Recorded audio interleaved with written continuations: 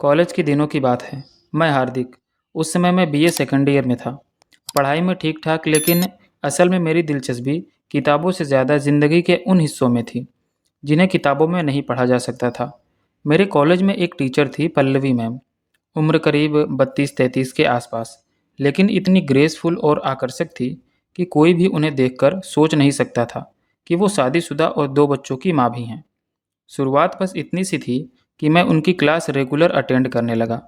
पहले तो ये केवल पढ़ाई की वजह से था, लेकिन जल्द ही मैं उनके बोलने के अंदाज, उनके सलीके और उस गहराई से जुड़ता चला गया जो उनकी मुस्कान के पीछे छिपी थी। कभी कभी जब वे क्लास में किसी सवाल का जवाब देने के लिए मेरी तरफ देखती, तो ऐसा लगता जैसे कि उनके लिए मैं खास हो गया हूँ। एक दिन कॉलेज के बाद जब मैं बाहर निकल रहा था, तो देखा कि पल्लवी मैम स्कूटी स्टार्ट करने की कोशिश कर रही थी, लेकिन हर बार बंद हो जा रही थी। मैंने आगे बढ़कर उनकी मदद की पेशकश की। उन्होंने एक हल्के से मुस्कान के साथ हाँ कहा। मैंने स्कूटी चेक की, कुछ देर कोशिश की, लेकिन कुछ ज़्यादा फ़ायदा नहीं हुआ। तब मैंने उन्हें कहा कि मैं उन्हें घर छोड़ देता हूँ। थोड़ी झिझक के बाद उन्होंने हामी भर दी। बाइक पर जब वो मेरे पीछे बैठी, तो मेरा दिल बहुत तेज़ धड़क रहा था। उनका हाथ मेरी कमर पर हल्का सा लगा हुआ था, और ये मेरे लिए एक अलग ही एहसास था। रास्ते में हम दोनों ने बहुत हल्की फुल्की बातें की, लेकिन उस छोटी सी राइड में जो अपनापन भरा, वो शायद किसी पूरे सेमेस्टर की बातचीत में नहीं उभरा था। घर के पास पहुंचकर उन्होंने थैंक यू कहा और मुझे चाय के लिए इनवाइट किया। मैंने बहाना बनाया कि मुझे घर जाना है। वो थोड़ी सी मुस्कुराई और कहा, ठीक है, फिर कभी। उस दिन के बाद हमारी बातों का सिलसिला थोड़ा तेज़ हो गया। अब वे कभी कभी खुद ही कॉल या मैसेज कर लेती थी। एक दिन उन्होंने मुझे कॉलेज के किसी प्रोजेक्ट के लिए अपने साथ एक कॉफ़ी शॉप पर चलने को कहा। वहाँ बैठकर बातों का रंग कुछ और ही था।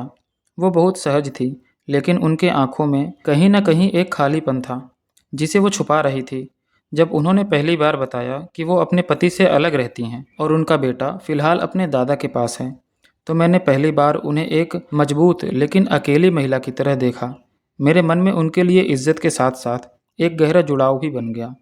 अब हम अक्सर मिलते, बातें करते, एक दूसरे के साथ ज़्यादा सहज होते चले गए। फिर एक दिन उनका जन्मदिन आया। मैंने पहले तो उन्हें विश नहीं किया, क्योंकि मैं उन्हें सरप्राइज़ देना चाहता था। मैं उन्हें एक बहाने से मॉल लेकर गया। वहाँ पर उन्हें उनकी पसंदीदा परफ्यूम का गिफ्ट दिलवाया। फिर एक रेस्टोरेंट में एक छोटा सा सेक्शन बुक किया, जहाँ हल्का सा डेकोरेशन और केक का इंतज़ाम किया। जब उन्होंने केक काटा और मेरी तरफ देखकर मुस्कुराई, तो मुझे लगा कि मैंने उन्हें एक सच्चा पल दिया है। उस दिन उन्होंने पहली बार मुझे मेरे गाल पर हल्का सा चूम लिया था और तुरंत सॉरी कहकर नज़रें झुका ली थी।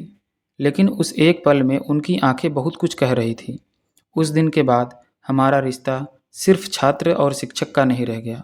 एक गहरा अनकहा रिश्ता बनने लगा था, जिसमें न कोई वादा था, न दबाव, बस एक अपनापन जो दोनों को खींचता था। एक दिन मैंने व्हाट्सएप पर कहा, आई लव यू। थोड़ी देर बाद उनका जवाब आया, हार्दिक, तुम बहुत अच्छे हो, लेकिन तुम्हें अपनी पढ़ाई पर ध्यान देना चाहिए। मैं थोड़ी देर चुप रहा।